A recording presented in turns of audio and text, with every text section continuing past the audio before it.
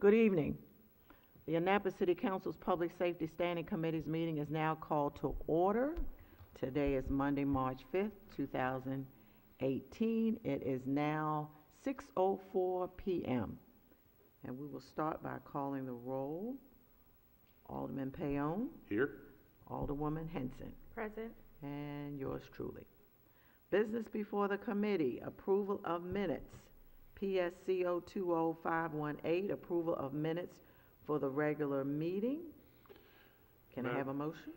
Yes, Madam Chairwoman, I Yes, have sir. had the opportunity to review the minutes, and I find them to be satisfactory. I would move approval. I second. All in favor? Aye. Aye. Any opposed? No. Next agenda item is ID 5318, presentation, hospital reroute stats, fire. And we have Chief David Stokes from our Stellar Fire Department team with us today, and his assistant, our deputy, Mr. Romali. Thank you, gentlemen, so much for coming. He's actually the acting fire chief. Oh, that's right, I'm so I'm not sorry. really the fire chief right That's now. right. Okay, all I'm not right, sure thank why. you for the I'm kind of correction. in limbo right now. I'm kind of like, I'm in city manager school training. How'd your first day of school go? I think I need to rethink this whole thing. Well, we're glad to have you here.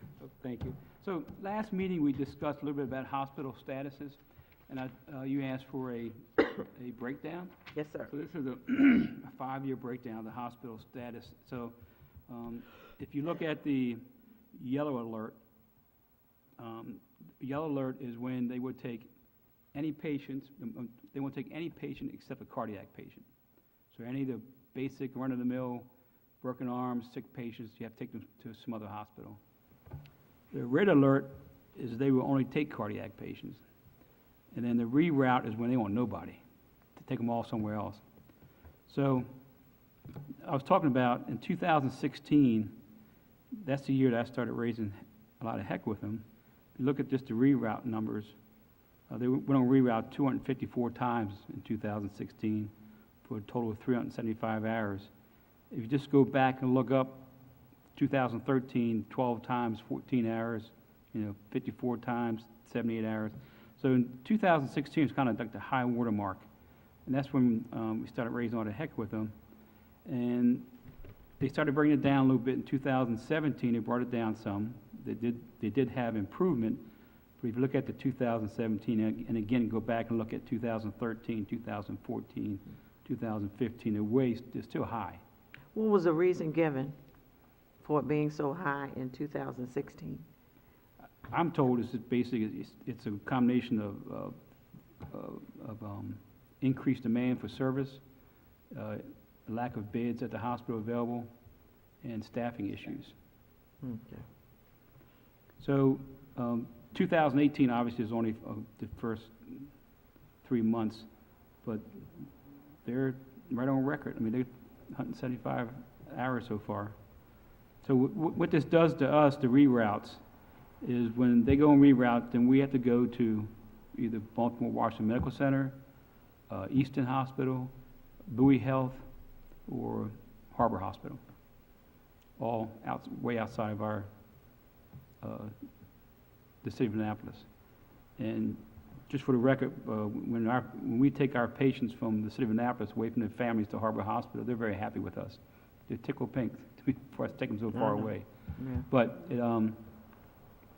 anyway, so we're working with the hospital. I sent the one email out, which you saw. Yes, But I I received it. do, Tori has been the president of the hospital has been very helpful. She wants to get it fixed, and they're working hard to get it fixed, and we communicate all the time about it. Communication, to be honest, most times me whining, but it's, she's working on it. Now, the 82 is just for January and February. Yes, Mm. 82 times. Now, that number is high, we believe, and is because of we had a pretty hefty flu season Okay. this year, and from December, January, February, they were extremely busy. There were some times that they were like really overloaded with flu patients.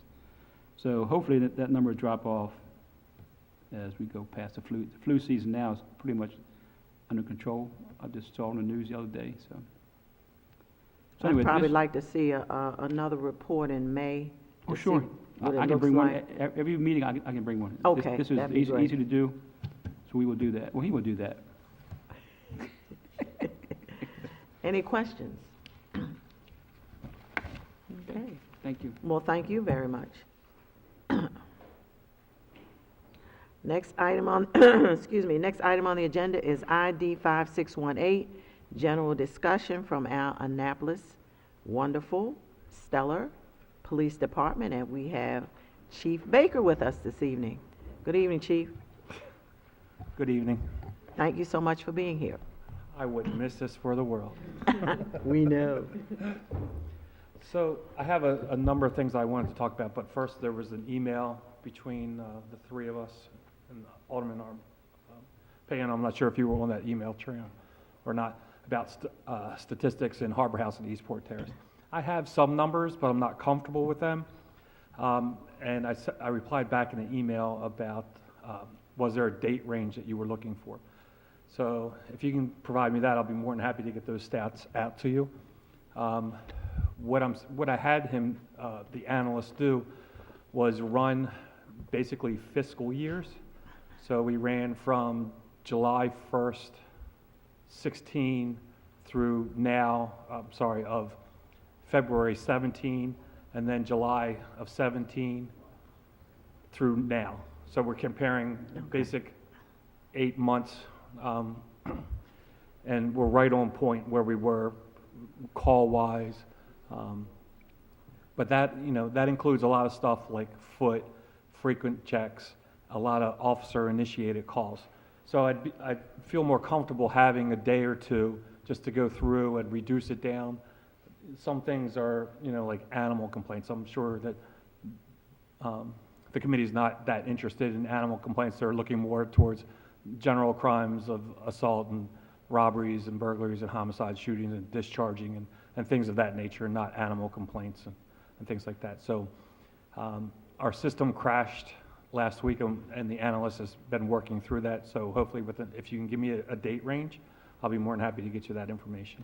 Chief, because we do a lot of constituent services, I hate to put more on your plate, but we get, at least I do, we might get a animal complaint about something. So it would be kind of good if you can throw that in. Primarily stick with the big ticket items, but if you can throw in the smaller items, it'd be good kind of to see those as well, just Okay. to kind of get a flavor. How about I give you everything, but then we make it a little smaller, more manageable? That sounds good. Okay. Sounds good. Okay.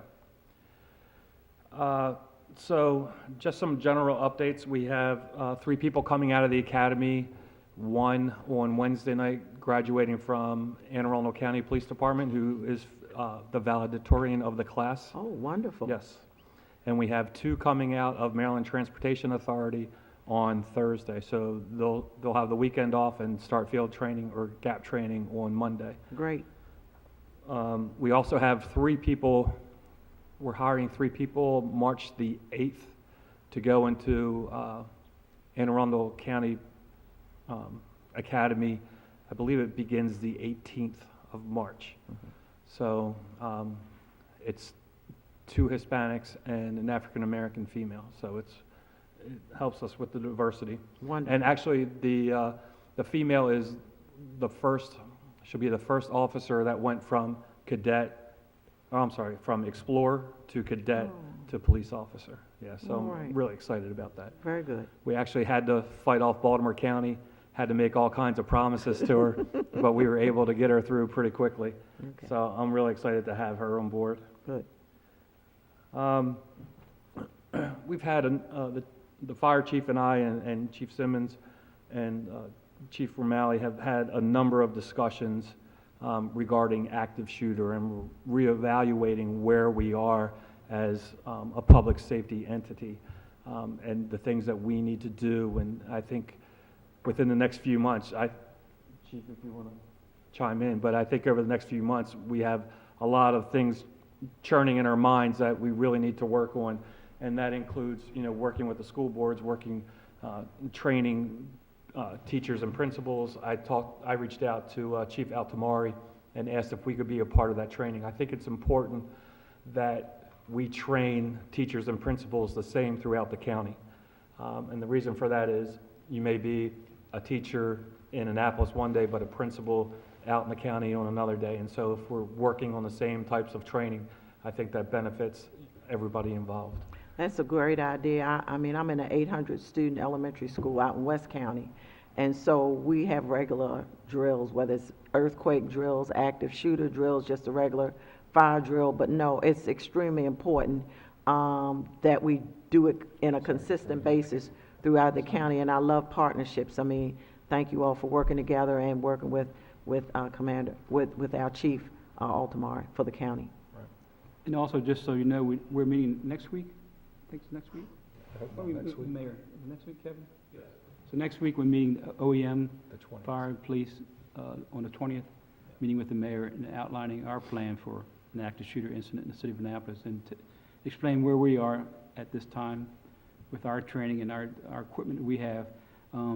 If you look at it on a national level, we're very much ahead of most organizations. We have ballistic gear for our paramedics on our apparatus, on our battalion chief vehicle and our EMS supervisor. Obviously, they have ballistic gear.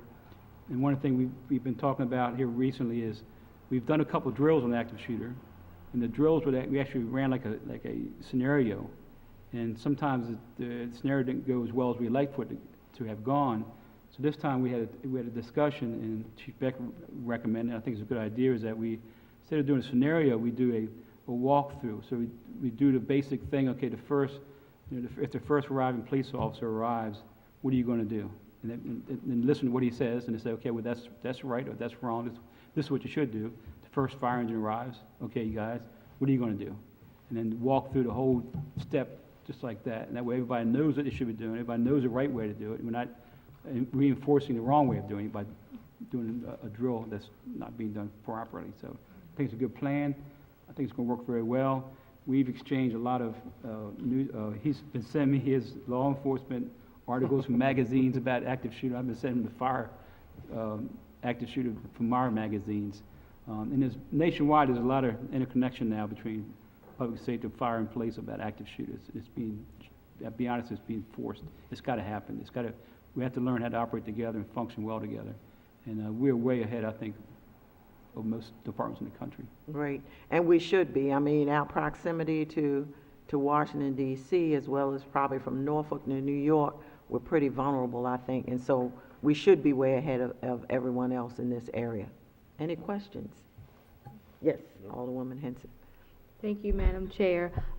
Do we have officers in every school in the Annapolis cluster? What's our presence like right now in our schools? We don't, if you're talking about SROs, we don't have an SRO program within the Annapolis Police Department. The county has their SRO program, and they are at Phoenix Academy, and that's it in Annapolis. Just outside of Annapolis, at Annapolis Middle, they also have resource officers. Now, one of the things that we're pushing, one, we're doing a lot of programs for students. We're doing DARE, we're doing character counts, we're doing, I'll butcher this, but we're doing programs for Hispanic children as well, so we're always in the school. We're also pushing, back last February when I was named interim, I had a squad of officers adopt schools, and so they were supposed to be in the schools interacting. We've expanded that now, that everybody has to get in the schools, and it's twofold. It's one, that the children get to see, an officer is human, and, I was just at Eastport Elementary School reading Dr. Seuss for Dr. Seuss Day. So it's an opportunity to interact with staff and the kids and show them a different side of being a police officer, but it's also to learn the layouts of the schools. So that's what we're really pushing now. Is there any particular reason why we don't have school resource officers in the schools? We just don't have staffing for it. You're talking roughly, if you're talking one middle school, that would be Bates, but if you want to expand it, you're talking 7, 8 more officers plus a relief factor of 1.5. So you're looking at another 12. But we do have one at Annapolis High School. I think you have more than one. I think Well, you have, yeah, at least one at Yeah, I Annapolis think you High. have 2 or 3. So you're talking 10 elementary, which includes Monarch, plus the 2 middles, plus Annapolis High, as well as Phoenix. So, yeah. Right. Oh, and I don't know, is there one over at J. Albert Adams, Mary Moss? No, Okay. no. Do we, what is our relationship like with the private schools in the area? Do we ever provide any, are we in to any of those schools? We just met with somebody over at St. Mary's, just because of a student issue. So they are in the link, and one of the things that we initially talked about, I think Chief Simmons brought it up, was maybe we start with that school first when we start doing some training and developing plans for schools. Do we monitor any, I know that I've heard Chief Altemeyer speak about it at times, monitoring social media sites or anything that would kind of give us an alert or a heads up if there's something like that someone's expressed? We do when it's specific investigations. I don't think that a lot of people in the city would be happy if we're monitoring everybody's social media. I think the best source of information that we can have are friends, students, and family members. That's where we're going to get the source of information. And then if that comes in, then we can start that monitoring. But we do have software that we look for keywords and things like that, but I'd prefer that we work through other avenues before going that route. Does the scope of that software include active shooter or more so terrorism, or is that included in the scope? There are keywords in there that would trigger something, pardon the pun. Thank you. Alderman Payon? Any questions? No. Okay. All right, well, thank you, gentlemen, so very much, and we look I have forward to... more if you want to listen to Oh, more. absolutely, absolutely. No, I'm not going to stop you. So, just some dates of things that are coming up. We have a Citizens Academy starting this Wednesday, and it's pretty full. I think we have 20 people involved in it. And then we're going to do Know Your Limit, which is a drunk driving awareness thing that we do downtown. We'll be setting up our tent on the 10th, getting ready for St. Patrick's Day from 7 at night to 11. And so what we do is we invite people to come over to the tent and take a breathalyzer, and kind of gives them an idea where they are if they're drunk and they shouldn't drive. We offer them cards that have alternatives, methods of alternative transportation, as well as phone numbers and stuff like that. So it's a drunk driving awareness education program. And the first 2 months of 2018, we're down 37%. So Say that again. I can't. I know. I know you don't. we're down 37% in Part 1 crime over the first 2 months. I read your daily reports. I think we all do. I'm cautiously encouraged, I Right. guess is the best phrase to use. Yeah. And somebody said something about a press release, and I'm like, you just don't know what's around the corner, right? So I'm happy where it is, but again, you don't know what could happen next month. So True, but at least for January and February, They were good months. yes, absolutely. Okay, Okay, any questions? No. Okay, very good. thank you. Thank you. And I just want to, I think I had emailed Chief Baker, Chief Stokes, Deputy Chief Simmons. It would be good if you all came in with a quarterly report, pick your own months, just to kind of give us an overview of what's going on over the past 3 months, stats, the usual kind of thing that you think would you could highlight for us, upcoming events and that sort of thing. So that would be great. Okay. Okay, thank you so much. Next matter on the agenda, ID 5918, update 2017 opioid epidemic review, year-to-date update for 2018, Office of Emergency Management. Thank you, stellar folks from the Office of Emergency Management. Chief Simmons, ma'am, Good evening. good evening. If you indulge me, I'm going to go off script just a little bit. That's fine. over the weekend, we had a emergency situation at the Lighthouse Shelter. They had a hazmat, and fire department, police department, county responded, did a great job. But we found out we had to evacuate at least 35 people from there. So we evacuated them to the Stanton Center. It just so happens that they were up and running as a warming center, so that made it convenient. We're talking like midnight, in between midnight and 1:30, and I was able to call Director Rick Gordon from ADOT, and he wiped the sleep from his eyes, and he got right on it, and he got us a bus, and everything that we trained for happened to a T. We got them at the Stanton Center. The very next morning, we knew that they couldn't stay there because they had other issues like hygiene issues, where could they shower, and the best place for that is where we train to take mass sheltering in hurricane situations, which is the auxiliary gym at Pitt Moyer. So we moved them there a second time, and they're still there now. So I'm here with Joanne Matson. She's the executive director, and she wanted to say a couple of words. From the Lighthouse? Yes. Thank you so yeah. much for coming. Oh, thank you so much. I'm grateful for the opportunity just to thank you and give you a report on the amazing job that was done by the City of Annapolis under the direction of Chief Simmons. As he said, it was a situation that was stressful, and I'm so glad that the City of Annapolis was prepared to respond in the way that they did, because it was a very cold night. We had people who were tired and confused, and we just made the calls, and we rested in the hands of people who absolutely treated our folks with dignity and respect. We were on a call. Chief Simmons, I know, was in the wee hours of Saturday morning, as he said. By 8 a.m., he had a conference call arranged with me, with Brian Callahan, representative for the mayor's office, Chief Stokes and Archie Trader.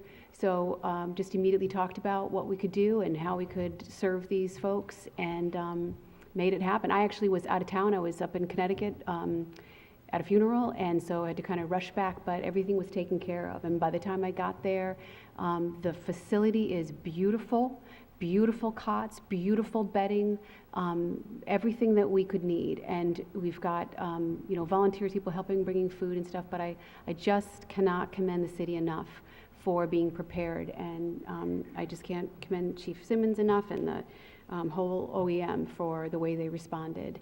And one more thing I would just say from my heart was, it's not just that they responded automatically and professionally, although they did, but they also responded so compassionately. And Rodney Dillard, Rodney Dillard, what a pleasure to meet him. And yesterday when I saw him and just expressed my appreciation to him, he said, "We are so blessed to have you here. This is what we've trained for. This is what we do." And it's my pleasure. And he was there all day yesterday. I think he took a break for a couple of hours, and then he came back on duty at midnight last night and stayed through the night. So I just cannot express enough how deeply grateful we all are. Well, thank you so much. I'm not surprised.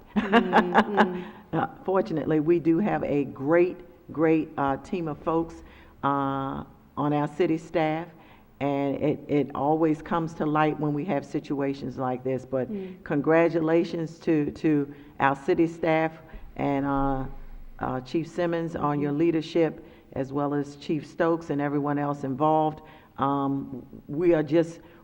It makes our job easier when we have people who are in places and prepared to do what needs to be done. And the word that's ringing in my ears that you said is compassion. That's huge. Yes. I mean, it's one thing to do a job, but to do a job with compassion Exactly. goes way beyond the call of duty. And that's the type of people that we have working for the city. And we're so blessed and grateful to have them. And we're so blessed and grateful that you came here to tell us, and of course this is televised, that everyone can hear what great folks we have here in the city. Thank you so very much for coming. Any questions or comments? Yes. Yes, Alderman Pale. Thank you for taking the time to come in here and tell us that. you're not telling us anything we don't already know, but it's nice to hear. Yeah. Thank you very Yeah. much. Thrilled to do it. Thank you for the good work that you do through the Lighthouse Shelter. Absolutely. Thank you so much for our partnership. I just want to mention one thing when you talked about compassion. Chief Simmons, we talked about how we need to renew our relationship and our partnership between the Lighthouse and the city, and I being the new executive director, I'm very excited about renewing these partnerships. But something that he said, this is the first time I talked to him on the phone at 8 a.m. on Sunday morning, he said, well, so we've got people and they're stable at the Stanton Center. He said, what I need from you is a roster. I want to know what people's needs are there families there? How can we make them more comfortable? And, you know, the sanitary needs that he mentioned, I mean, that was just amazing to me. So I talked to the mayor's office this morning. I talked to Janice Hayes, and I'd like to get on the docket to speak a week from tonight, just formally express our appreciation again. So, Absolutely. We'd like to have you as well. great. Feel free to come. And I'll be a but- little more prepared and maybe better dressed. No. But we are, as Alderman Payon says, yes, we are so grateful that the Lighthouse is here. It's in my ward, and I'm gonna Yes. stick my chest out, yes. Yes, I know, and you know what, we need to But- have you over for a lunch and to get to know you better. Yeah, I've been over So- several times, but not Not with recently, me. and I've gone to the best graduations before, so you all do fantastic work, and we thank you so much for it. Thank you for your support. Alderwoman Henson. I want to echo everyone's thank you for making sure that some of our city's most vulnerable residents were not without a place for shelter in that unfortunate incident. I'd like to understand a little better of what the setup is like there. Is it like our weather shelter where people check in at a certain time and then they're out for the day? Is it all day long-term sheltering that we're doing there at Pip Moyer, or what's the setup like? At the Lighthouse in general, or at the Pip Moyer Center right now? Both, if I could. Okay, well, I'd be happy to tell you, and I'll say this very, very quickly. So the Lighthouse is a residential program. So it functions, we have a breadth of programs and services that we provide to the city and county. The Lighthouse itself provides emergency shelter in a residential program for 30 men, 15 women, and families up to 20 children at a time. In addition to the emergency shelter that we provide, we also have transitional housing throughout the city. So we're providing housing for about 100 people a night. This residential program is designed to be something that is not something where people come in and just have a place to sleep and a meal and then out again on the street. They work extensively with case managers and to meet the needs wherever they are, mental health, physical health, just there's a variety of reasons why someone is homeless. So instead of just providing a bed that night, this is a way to change the course of their life where they've gotten right now to get them back to become members of society. We also do a very large service to people who are non-residents, and that is in the area of homelessness prevention. We serve about 150 people today that just come off the streets, and they may be on the brink of homelessness, they may be living with someone else, but we provide a hot lunch every day, laundry services, showers, case management care, and a variety of other things to those folks as well. And that's something that we're really expanding, and I'd love to have you come and see that, any one of you to come see what we're doing every day in that area. At Pip Moyer, we're a little limited. You know, we've got the staff there, which is doing a wonderful job, but right now we're kind of, you know, just operating as like a more traditional shelter. And our case managers are there, have been there and helping people. One of the, you know, something that people I think don't realize about people in the Lighthouse shelter, that more than 80% of them are currently working. So they are employed, and one of their biggest concerns while they were at Pip Moyer was, how am I going to get to my job? How am I going to get clean clothes? Because we weren't able to go into the building. So I'm able to say that this is another update. What we've determined is the source of the problem was a problem with our HVAC system. And so it's a leak in that system that we need to fix. And it actually wasn't toxic. It was some antifreeze that's non-toxic, but still we had a noxious odor, and we need to get that all cleared up. So working with the private company and also the city to get that cleared, and hopefully we'll have folks back in there Tuesday night or Wednesday morning. So I hope I didn't take up too much of your time. Not at all. We do. Never Thank too you. much time for something as important as this. Thank you. Thank you. Chief, how has that impacted operations at Pitt Moyer? They had to reschedule some stuff, some events in the auxiliary gym.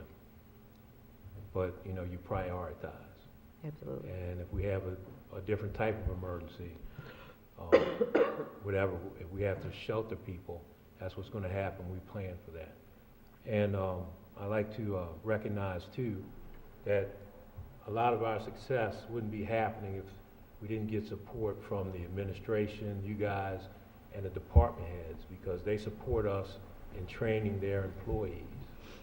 And if they didn't support us, we couldn't be successful with things like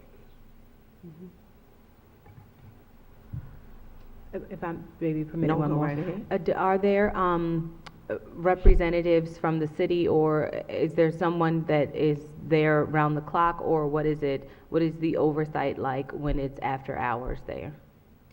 Well, we sent you a schedule. We wanted to let you know. So we sent you the feeding schedule when they eat. We sent you the shower schedule when they shower. And then we sent you a set of supervisors. So we have lighthouse supervisors along with supervisors from the city, what we call shelter managers, trained shelter managers, led by Rodney Dillard, who's doing a great job. Oh, it's amazing. So it's supervision is covered. Excellent. Thank you. Thank you again. One question, just curious. If we did not have the Pitt Moyer Center, where would the Lighthouse residents be housed? Well, I'm glad we do have the Pitt Moyer Center. Right. We would have to probably make things work at the Stanton Center, Okay. which was a challenge because Stanton Center rents out to folks, and they have actually a church service and a church body that comes there on Sunday morning. So we just missed them. We had everybody out by 11:15, and the church started right after that. So they had parties, church services, and all that.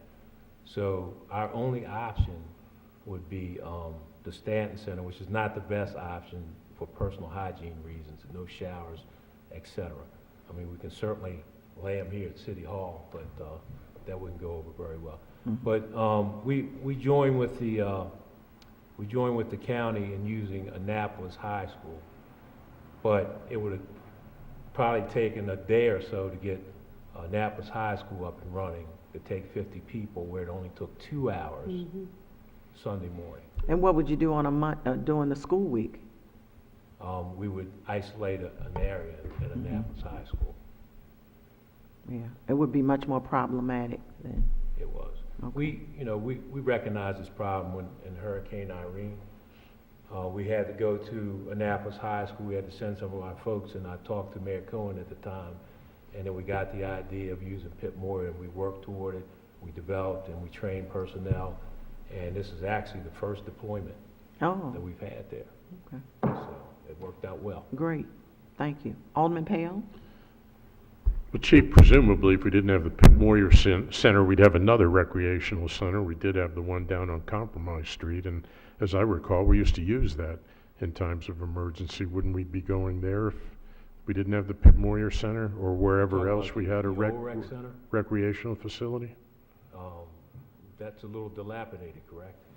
Yeah, they do have showers, they do have, well, it is, of course it is now, but until it was, So, till we sold it, it was I- okay. I I looked mean, at that place. believe me, we used to play not ball. long after I got here, and they directed me to that place. I looked around, I said, no, I couldn't use it.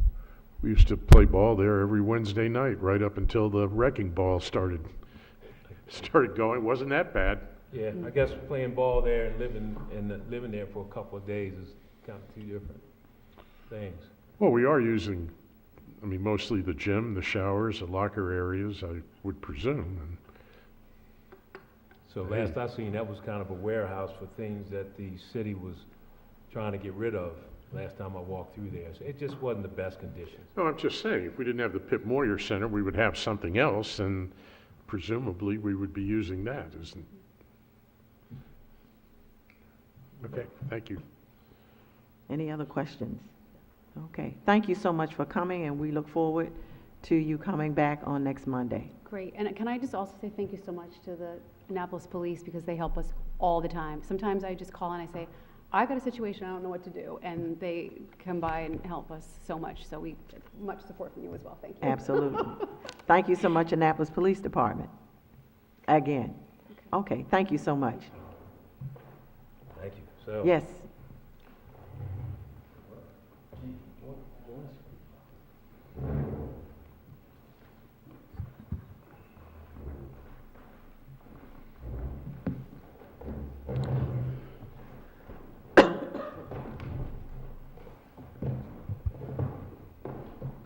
Good evening to everyone. So, I know what you're thinking. You're thinking, emergency manager talking about opioids, you know.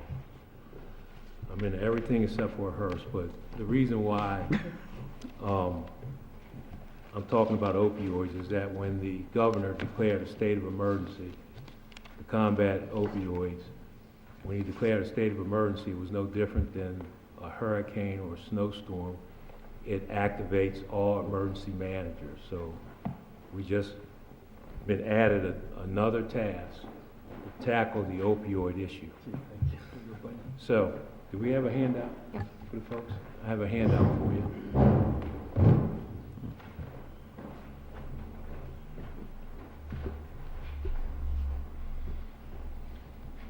Okay.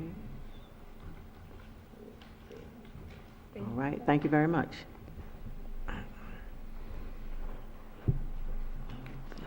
Yeah, okay. So part of my duties This one down, thank you. is to compile information, all the different information and data sources in my jurisdiction. And I work with both police departments, both fire departments, health department, human services, and all, just to kind of get a coordinated effort toward this combating opioids. So we decided to just go over real quickly a year in review of 2017.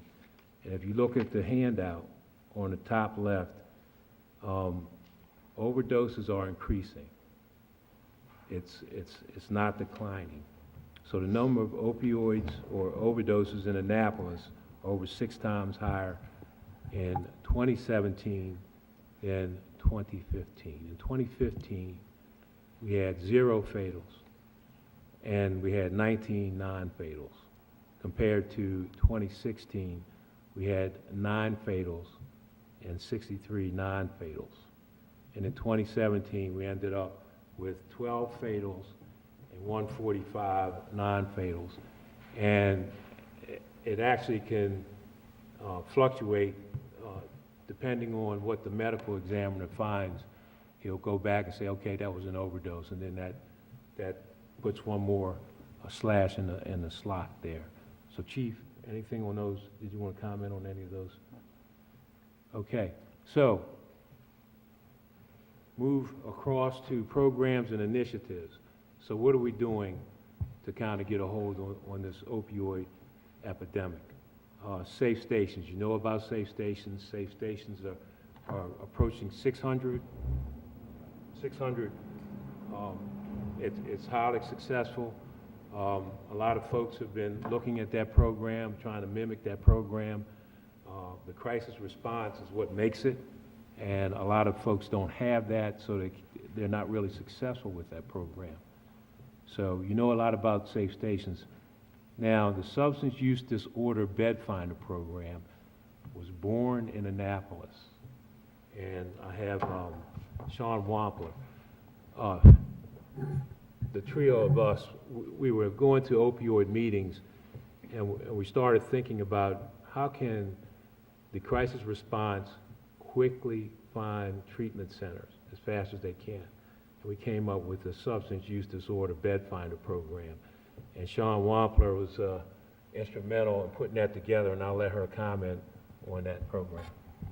So one of the things I was told was they're having a lot of problems with once they're at a safe station or they have someone who's ready for treatment, that by the time they make the phone calls and finally find them a center that has an opening, the person has sometimes gotten frustrated and left. So they're trying to get people into treatment while they're still in the mindset to get treatment. The county and a few of our neighboring jurisdictions, there's over 62 centers. So if you can imagine 62 phone calls trying to find the elusive open space. So the Bed Finder program, every day, twice a day, the centers put in how many beds they have available. That in turn feeds a system for our crisis response that can look at that and very quickly, based on a map, determine which center is the closest that meets criteria. Are they looking for a male inpatient? Do they need a place that takes private insurance? That's all things that the centers fill out. And then the third part has a senior policy portion where people like Chief Simmons, the mayor, city, county executive can look and quickly see an overall summary view of what the status is, where are there open beds, are we lacking beds, and hopefully make some determinations from there. Sean, just for the sake of the viewing audience, just tell folks who you are and what you do, My name's Sean Wampler. I'm the GIS coordinator for the city. which in 20 years ago, nobody would think somebody like you in your position would be working on something like this, but it's Right. extremely important. Thank you. So actually, I brought this problem to Sean, you know, and I just wanted to bounce it off of her, and she went and ran with it, and she came back a week later and said, I think I got a good idea. And it was a good idea, and it's now living in the health department, our health department, and they're utilizing it, and we've been as far away as Philadelphia talking about this SUD Bed Finder program. So other programs that we have are the drug treatment court, Not My Child, right under your nose, and Narcan training, and I'll have MK talk a little bit about that. Introduce yourself. My name is Mary Kate Hudson. I work for the Office of Emergency Management, and I am one of the emergency planners there. So drug treatment court, for those that qualify for the program, they complete 4 phases, and if they meet the criteria for each one of these phases successfully, then they have the opportunity to graduate from drug treatment court. And I attended the last graduation on behalf of the office, so I was able to see the success stories and also hear some of the harsh truths that come with living with addiction. Not My Child program, that's where nonprofits, county agencies, and community members come together. And they really take a whole community approach to it, and they have an open dialogue and conversation about youth and adults abusing opioids. Right under your nose, I don't know if you've heard about it yet, but Wes Adams, our state's attorney, this is his project. He released a video of a former addict, and it shows the ways that addicts hide drugs and their lifestyle in plain sight, and it shows you the signs and how to look out for those that might be using or abusing drugs. And then Narcan training is offered by the health department. It's free and it's open to the public. And what this does is you go to this class and you learn proper protocols and training and how to report and administer Narcan to someone who you think is overdosing. So I took the training, some other members of city staff took the training, and then we also sent staff from our Stanton Center who operates our warming relief during the winter, and they took the training as well. And then at the end of it, you receive 2 doses of Narcan. So you leave with Narcan, and the hope is that, you know, if you run into somebody, you have the knowledge and the tools and the training to potentially save their life. So those are some of the programs. Did we skip over opioid intervention team? See, opioid intervention team, that's what got me here. Once the governor declared a state of emergency, it was my job to kind of formulate the opioid intervention team. And the opioid intervention team consists of fire, police, health, education, human services, court system, social services, nonprofits, corrections, ex-users, parents of users, hospitals, the mayor and the county executive. So my job is to pull everybody together and get them to go focus on specific strategies and goals to kind of combat this problem. And we usually update the county executive once a month, and Mayor Buckley was at the last one. So he's starting to get into this opioid intervention team as well. So, Jen. yes, ma'am. I listen to WBAL radio news in the morning, and I've noticed that the county executive has a PSA concerning opioids. Was that part of this team effort, or? Yeah, so let's, since you mentioned that, let's skip all the way down to the bottom of this page. See, it says our opioid intervention team was awarded $286,858.61. That's the third highest amount after Baltimore City and Baltimore County. Baltimore City has the most overdose, Baltimore County second, Anne Arundel County third. So what we did, when we got to this funding, I talked to the city manager, Tom Andrews, and tried to figure out what to do with the funding. And we all agreed, both the city and the county, that the $200,000 will be given to crisis response to put another team in service, 2 people, pay those salaries for a year. But the $86,858.61 went to the PSAs that you hear. So that's part of the PSAs, not only with Steve, with County Executive Shue, but others as well. You know, they wanted to get PSAs that are very hard-hitting and impactful, like you used to see in the old days, the kind of ones that make you sit up and take notice. So they spent that funding on that.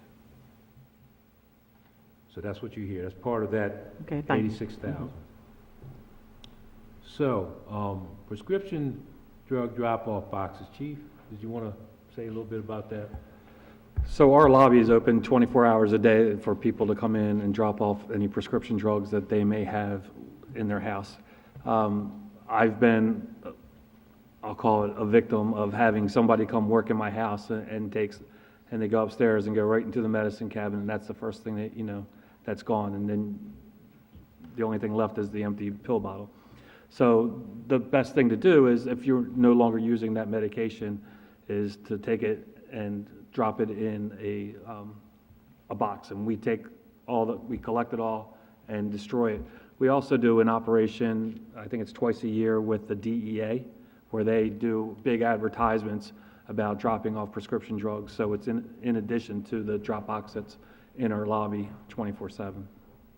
The most innovative, I'll call it that, thing that I've heard recently is with real estate agents, where people come in and they want to see a home, and the real estate agent comes in and shows them the home, and they go upstairs, if it's already occupied, and steal the prescription drugs out of the medicine cabinet of the current homeowners. I thought that was kind of way out there, but people think of all kinds of ways. The person that did it in my house was a Comcast tech. Oh, Yep. So an additional program and initiative will be the fire department and Narcan training for the mayor's office. And they're doing a Stop the Bleed, which is kind of a new thing. And as we look at active shooter, we want to get more persons trained in stopping bleeding, so person doesn't bleed out in a trauma situation. They can control the bleeding. So if you would go down to the Anne Arundel County map. So if you look at the circle, that's Annapolis, and we have a high level of overdoses given the size of Annapolis. Frankly, the Anne Arundel County is like 500 square miles. Annapolis is 7 square. And you see the amount of overdoses, the yellow being non-fatal and the red being fatal overdoses. So in 2017, the overdose total for the whole county is 1,097. And in Annapolis, we estimated it to be about 157 overdoses, with 12 being fatal and 145 non-fatal. So it's a pretty high volume. It's a high volume in North County, it's a high volume where we are. You see that. So if you look at understanding the overdose, Annapolis had 12 fatals and 145 non-fatal overdoses in 2017. You can see a pie chart which breaks it down. Heroin is the big culprit with 85%, PCP, 11.2, and other is 3.7. But I want to direct you to you should have a second page if you take a look at that pie chart. And that pie chart was put together by Anne Arundel County, and it kind of breaks it down just a little bit more. And Chief, if you want to comment on this, can you see it says 58 fatal overdoses involve fentanyl in 2017. And you see the 39% fentanyl, and then 19% is a fentanyl heroin mix. 11% is straight heroin, and 22% they don't know because it's pending the medical examiner's ruling. 5% other, and then you see the animal tranquilizer, large animal tranquilizer, carfentanil, and that's 4%. Anything to add, Chief? So what you see on here is the heroin fentanyl mix and straight fentanyl, but now they're putting fentanyl in everything. Marijuana, they're smoking it. So it's not just limited to what's here on the page. So you can die from smoking weed, basically. Yep. So that's a quick overview of the opioid fight for 2017. And I think we have some numbers for 2018 where we are. So for 2018, if you compare the first 2 months of 2017, we had 8 total. Right now, we're at 15 this year for January and February. That's non-fatal? That's non-fatal. We haven't had any fatals yet this year. And we're also seeing an increase over the last week. People who are overdosing or driving, they're using and crashing into buildings. I think we've had 2 in the last week. So, Yeah. I think both of them were in Ward 3 on West Street, yeah. Mm-hmm. Yeah, I saw that. right. So that's another problem. It used to be that they just go in the bathroom or sit in the car and do it. Now they're doing it while they're driving. Now, the 15 did all of them include using Narcan to bring them back? I don't have Narcan numbers for Okay. for Okay. 18. Alderman Payon, did you have a question? No. Okay.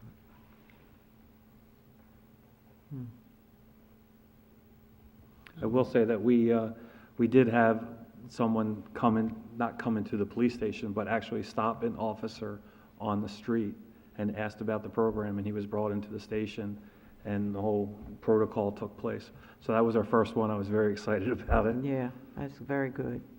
Someone had the wherewithal to actually ask for some help and Right. came to the right place. Right. Alderman Henson, do you have any questions?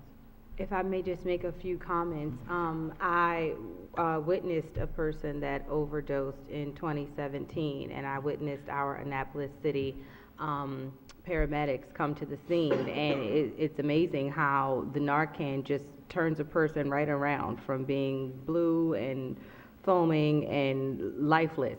It turned him right around, and so it's shocking to take in and to see, but it was wonderful to see them respond professionally. The police department responded as well and had very excellent, what I thought were excellent questions for everyone that was surrounding the young man that was overdosed, and I thought it was a great team effort response to first step in and say, what can we do to assess his physical needs, and then the police department pairing that with kind of the investigation on how did we all get here. So I thought it was excellent. My first job out of college, out of undergrad, was working for the drug treatment court.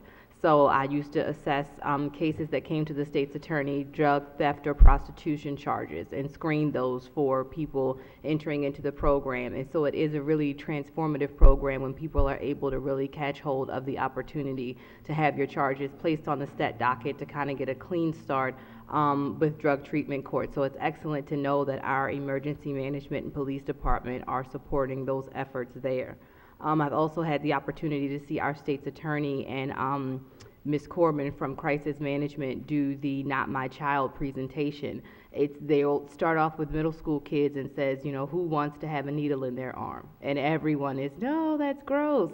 And the thinking is that somewhere between there, from every kid having that visceral response to no, I don't want to, some of those portions of kids turn into adults that have that very same lifestyle. So it is, how do you get from there to there? So the presentation that they do, I found it just excellent.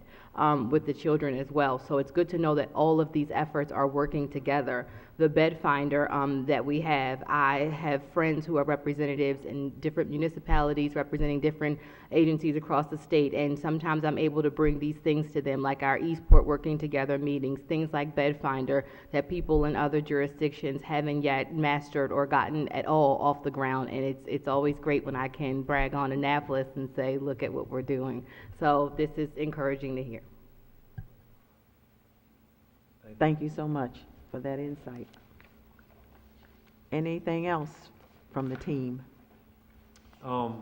We had the mayor came to Office of Emergency Management today, and he's actually doing a webinar on opioids and substance abuse, and he's got like 15 minutes to talk about it on the webinar. So he actually came down and talked to us today and got some statistics and wanted to know about the bed finder. So he's going to talk about that on his webinar. What date is that?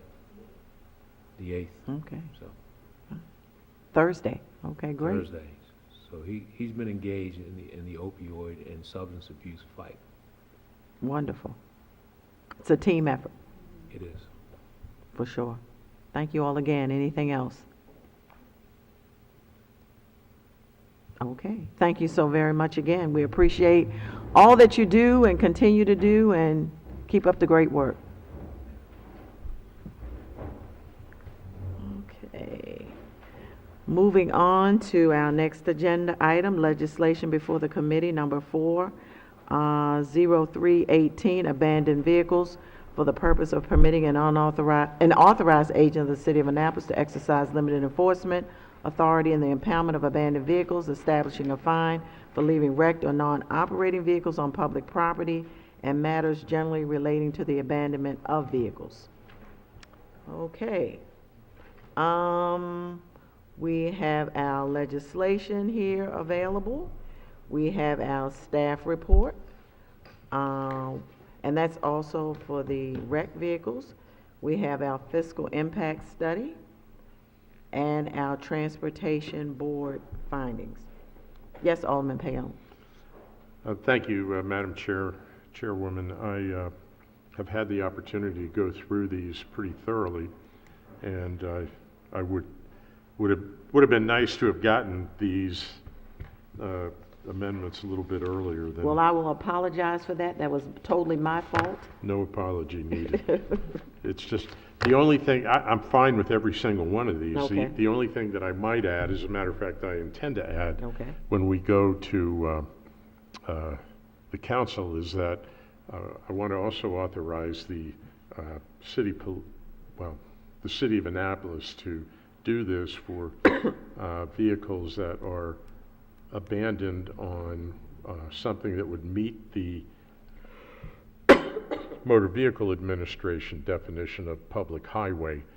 For example, an example of that would be that although it's right outside of the city, the roadways in the Annapolis Mall are used by the public in general, and therefore the county police have the authority to, they could give speeding tickets if they wanted there, certainly DWI and other traffic offenses they would have the jurisdiction for.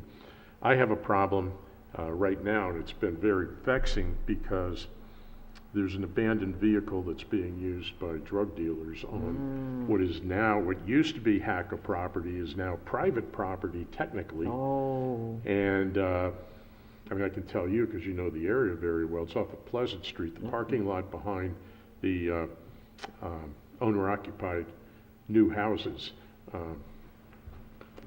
There's a big parking lot behind those, the houses that front on Clay Street. Okay. And there's at least one and possibly two vehicles that are regularly used for bad things.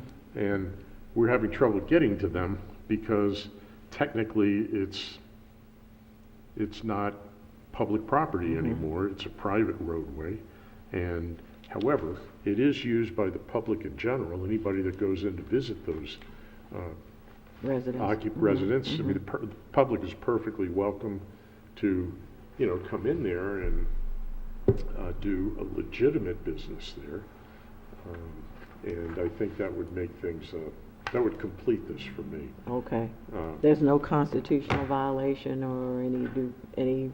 Not if the road is used by the By public public. in general. Okay. I might add, the staff report indicates that that isn't necessary because it says, let's see, abandoned vehicles, referring to Okay. the second paragraph at the top of the page. Abandoned vehicles located in any place where they are visible from a public place or in the public right of way are detrimental to the safety or welfare of public, it seems to say that if you could see these Right. vehicles, but I don't see anything in the statute that would say what that does, Okay. what that says. And, I mean, I think it's great as far as it goes. I wanted to tell you, I would Certainly. intend to make it go one step farther. Okay. And frankly, most of these vehicles don't have license plates, and they have the VIN numbers scraped out from the top of Right. The dash. the dashboard. And it's not even possible to trace the owner through that without going into the vehicle, which then you are talking about constitutional issues. Exactly. So, wanted to make that comment. I mean, Okay. I don't even really need to talk about this. I think it's way overdue, and I'm ready to vote for it. Okay, I'll give Alderwoman Henson an opportunity if she has not. I know I submitted it fairly late in the game. So if you wanted to take a few minutes to go through it first, or we can go through it publicly and you can offer any comments that you have. I think that there has been some amendments, for lack of a better term, made to the legislation from when it was initially published. I had raised a concern about there being no due process there, that abandoned vehicles was not defined. Your amendments defines it, and then they've also inserted into the statute a definition of abandoned vehicles as defined by the Maryland Transportation Article, Section 25201. Your amendments capture Section 25201 has 10 different definitions of abandoned vehicles, and your amendments captures 3 of those, but it goes on even further to define what an abandoned vehicle is. So it's good to see this now incorporate that, because we would have had some definition. Otherwise, I don't know that we were giving people due process. I will also ask as well if there are any amendments from the committee that there's a section in the city code 12-20-220, where the city code speaks about towing of vehicles and a release hearing. I would love to see this statute give that person the same due process right of a release hearing, should they want to challenge their vehicle being deemed abandoned and challenge the impounding of their vehicle, that we give them some method for doing that. So I would love to see us also incorporate by reference, if we could, that ability in there that the city statute gives them as well. Certainly, that's definitely worth having included that. And you as well, Officer. Alderman Payon. We can go through them line by line. You know, and then in all my years, I've never been called an deputized. officer. Well, tonight is your night. Alderwoman Finlayson, we'll recognize you this evening. How are you? I'm great. Good. May I ask a question? Certainly. I didn't get here in time for the chiefs with conflict Education Commission meets at the same Right. time, so. But I had a question about the funding of the position in the State's Attorney's Office. The Finance Committee approved funding for that. So I wanted to, and I just ran into the chief out in the hall, to see if anything had been done to move that position forward. No, that was not on the agenda. We have not discussed it this evening. Okay, well, the Finance Committee has endorsed it, so I Okay. was here to ask the chief. But now that it's on your radar, but we did approve, and Mr. Andrews suggested that there was funding, so there was no need to wait until the 2019 budget. So- Okay, so very just good. Put it on your radar. Wonderful. Thank Thank you you. so much for bringing that important piece of information Yes. to us. To us. Thank you so much. Okay, we'll go through amendment one by one. Have a good evening. Thank you. We don't need to. Then we don't need to. All right. We have before us amendments number 1, 2, 3, 4, 5, and 6. And we can vote on that, and then we can go to, do you have anything in writing that you want to ask, or you're okay with? I do not. Okay. I will, excuse me, I do not. I will have the amendment for our meeting. Presumably, this will be considered next week. If not, then on the 19th. Absolutely. And the other thing I want to point out is this is also going to be brought before the Transportation Committee on Thursday. So if you want to have it included in our discussion during that time, it's Alderwoman Tierney is the chair, Alderman Rodriguez, and myself are on that committee for Thursday at 6 p.m.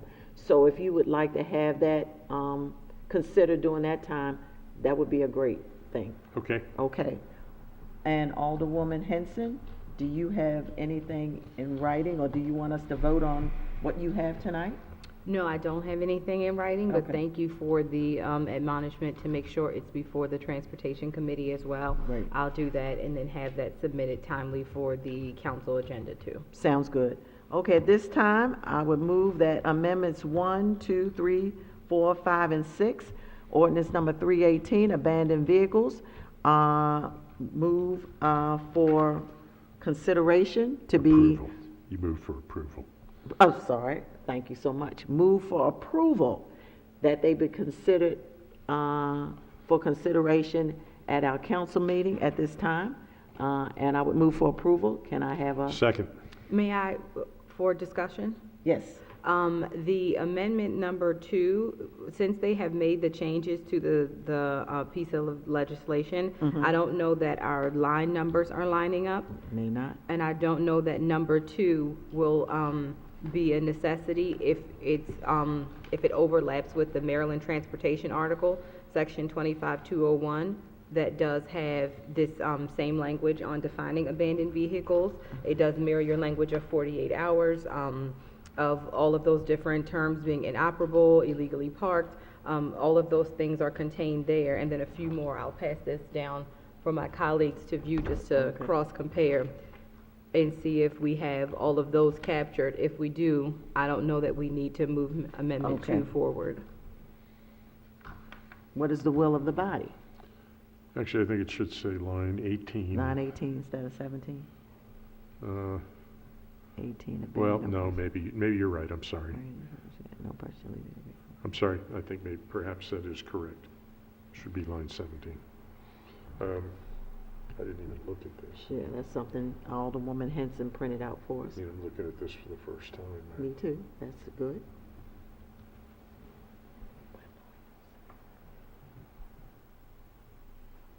What is it you want to do? Are we all looking at the same version of the ordinance? The version that I'm looking at on page 2, line 20 and 21, says no person shall abandon any vehicle, as, and it has underlined, as defined by the Maryland Transportation article, section 25-201, or its successor. So it looks like they, in the original legislation that I saw, that was not there. Right. In the original version of the ordinance. So it looks like they have incorporated that into the ordinance to define abandoned vehicle. I tend to agree. And so this would capture that. Yes. Okay. You know, unless there's something, well, you can always amend it between now either Thursday or when the council considers it, so. Are we I- satisfied? Yeah, I agree Okay. with Alderwoman Henson. Okay, fine. Okay. So protocol-wise, do we remove this and just leave defined by Maryland Transportation article? We don't really need that, is that I correct? don't think you need Correct. amendment 2, Okay, period. all right. Is that Then- your understanding? Yeah, Yes. based on what we see right here. Yep. I Okay. agree. So at this time, we would move to, I guess, remove Just amendment, delete delete amendment two. amendment 2.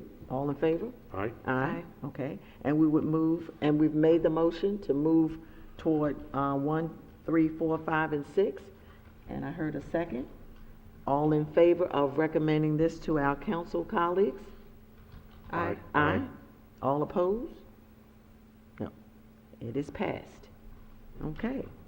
Thank you, Alderwoman Pendel Charles, for thank- taking the time to go Yep. through that. Well, and to- well, I'm gonna be, as a matter of total transparency, and what I have been doing lately, which I find works well, the Greater Parole Community Association, which has 11 members on its executive leadership team and approximately 485 members.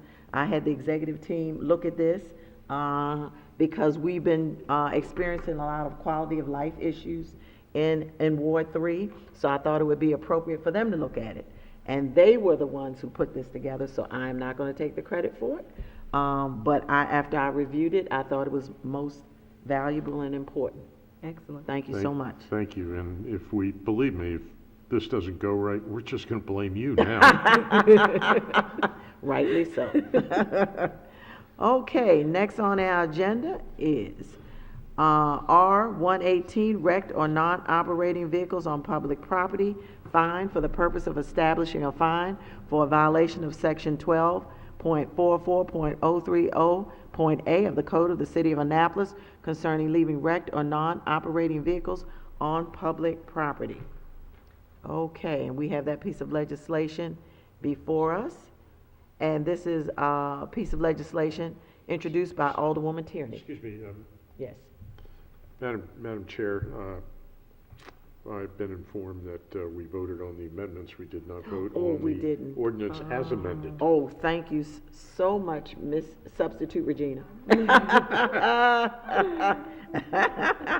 Absolutely. Let's go back to 0318. I mean, you don't think that idea was all mine? Is that what you're- Oh, well, we'll leave that alone.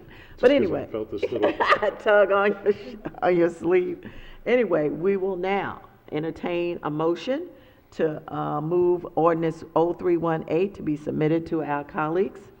So moved? A second. Second. All in favor? Aye. Aye. All opposed? The ayes have it. Thank you so We're much. submitting it with a favorable With a favorable recommendation. I'll have to remember all this. I'll get you trained. Thank Don't you, worry. appreciate it. With a favorable recommendation. All right, and we'll move on to the wrecked vehicles, and that's the, basically indicates the fine system. And this was introduced by Alderwoman Tierney. Any comments or on this piece of legislation? I was looking for it, I printed it, but I don't have it at my fingertips. I believe in the county that the fee is significantly less than the $100 that we have. I believe it was 25 only, if I'm not mistaken. The money from this, does this go into the transportation fund, or will that go into the general fund? Now, that I don't know. Okay, Do you know, consult my staff report. Alderman Payon? I do not. I don't know that the staff report addresses that. It more so speaks to the quality of life with those there. I No, I do note that don't we know. do not, at least I do not seem to have a staff report on this. Even- Oh, let me see. It's No, it's 0118. abandoned.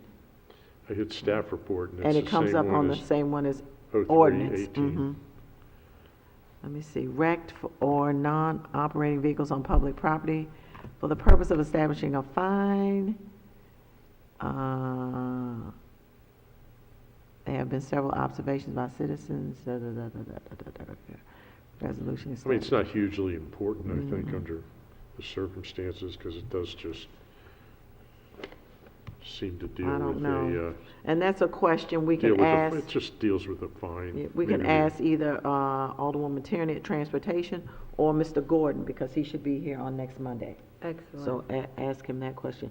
The other thing I want to mention, and I know I'm going all over the place, but I did not recognize the report and the request from the Transportation Board on the ordinance, but we will continue with this resolution and go back to that, if that's okay with the body. Okay. Anyone have any questions concerning the resolution? Madam Chair, I read it, it's pretty straightforward. Yeah. I mean, it's very short, and it doesn't seem to be, despite the lack of a staff report, it doesn't seem to be anything of constant. I mean, it's very clear, it's not much there, $100 fine plus damages. I assume that the cost of having it towed away would come under the category of damage.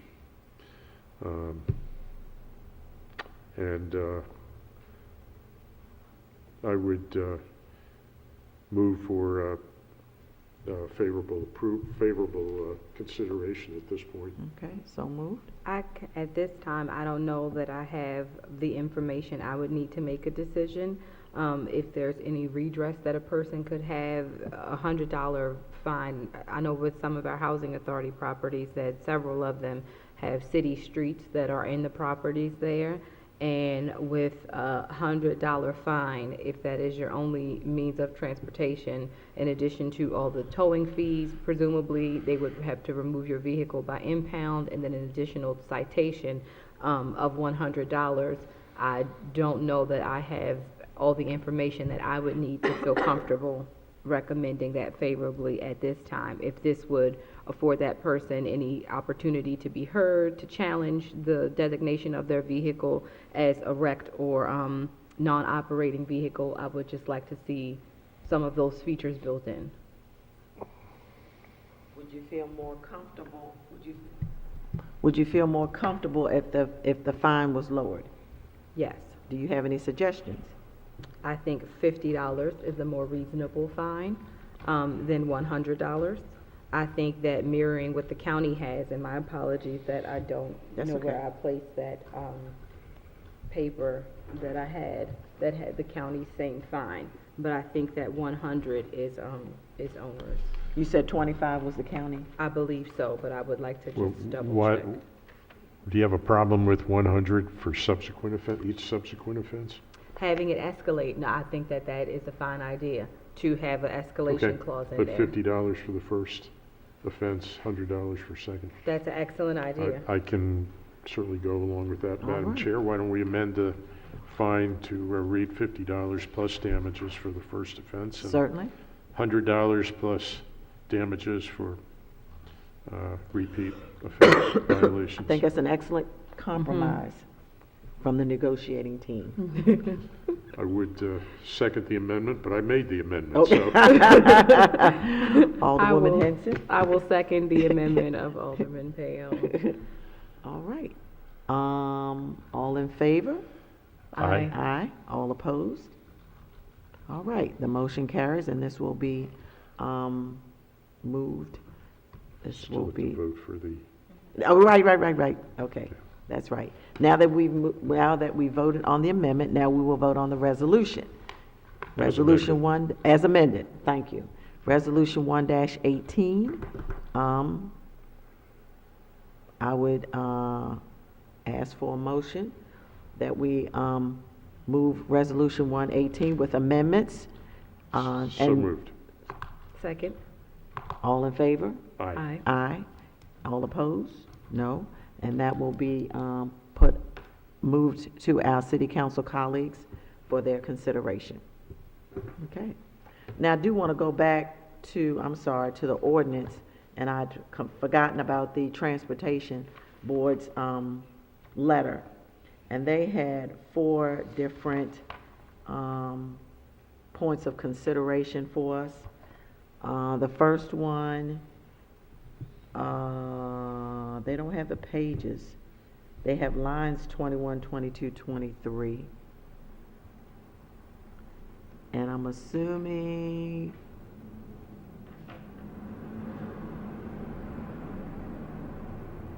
that it's on page 2. Let me get that up.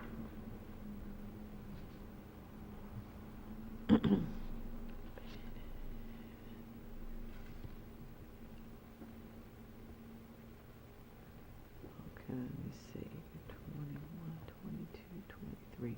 Okay, that's on page 2. They're indicating strike lines 21, 22, 23. No person shall leave any vehicle at any place for a time and under circumstances which cause the vehicle reasonably to appear to have been abandoned, as it is redundant and conflicting with that specified in the Maryland Transportation article. Okay, It's like that's been done. that's been done. Number 2, add a definition of inoperable. Any circumstances which cause a vehicle reasonably to appear not to operate. Let's see. Okay, I'd make that amendment. Okay, Where is that? I'm looking. 4410 definitions. Authorized property, street or highway, vehicle. Do you see where that is, Alderman Payon? We're just gonna add a definition. I guess we would add it, that would be E on page 2, line 17, I guess, or 18. Move it down. So this would expand this legislation to not only abandoned vehicles, but inoperable vehicles? Mm-hmm. I think that changes the character Yeah. significantly. If it's your vehicle that you have not abandoned, but it's defined as, does the Maryland statute that's referenced 25201 define or reference inoperable? Let's see.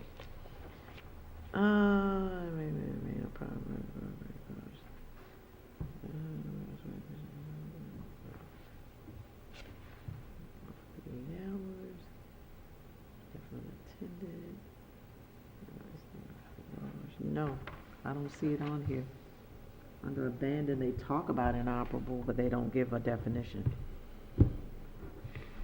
Means any circumstances which cause the vehicle reasonably to appear to not to operate. Now, that's getting a little hazy. Mm-hmm. Change the word non-operable.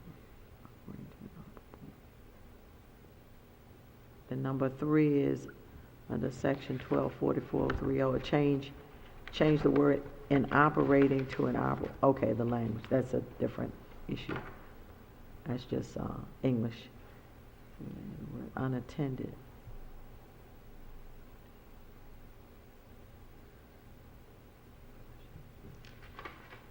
It looks like they're asking for their definition of inoperable to be inserted in the definition section. Number, probably letter E, I'm guessing.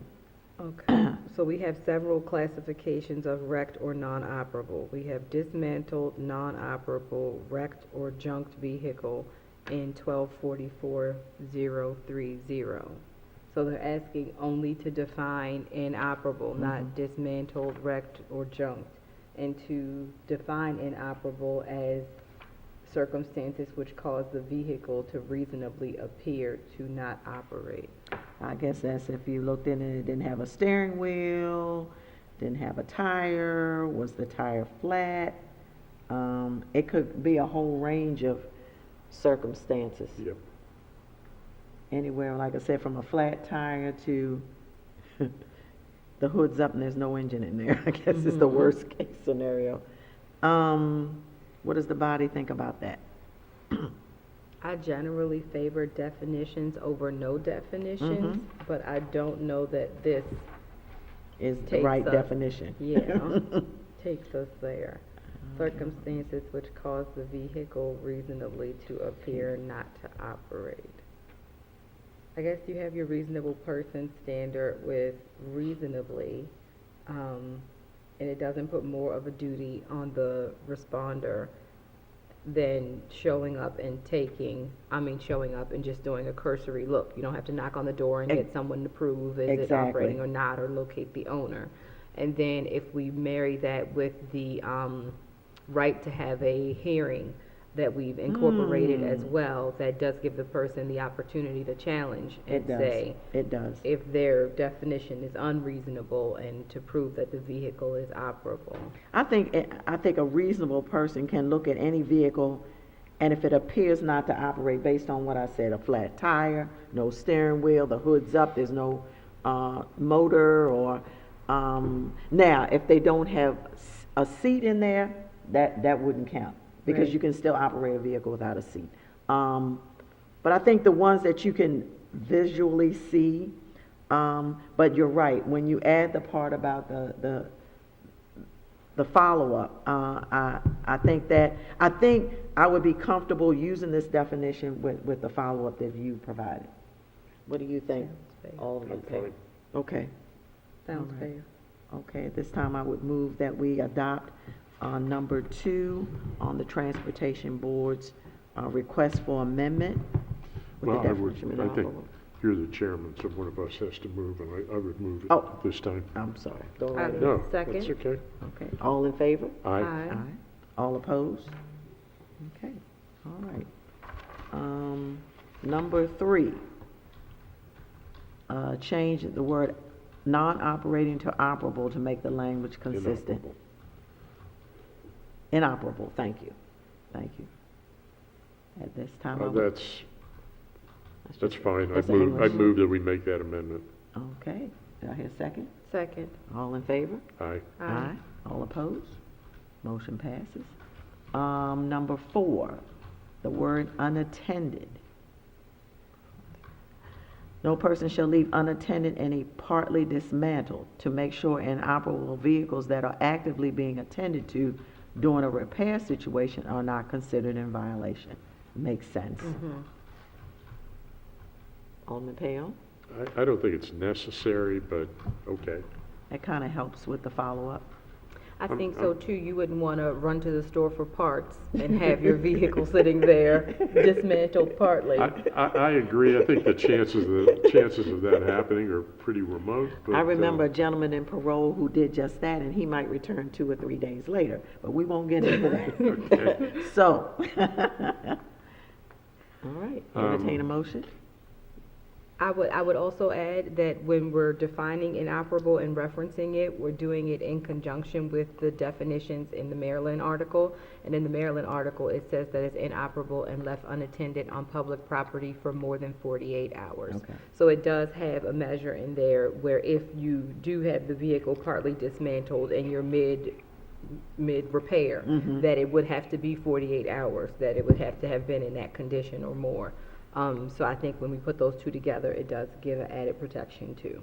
But I like that unattended is included because it mirrors the state definition where unattended is a part of that as well. Right, okay. All right, motion? So moved? Second? All in favor? Aye. All opposed? Motion passes. Now we have voted on the amendments.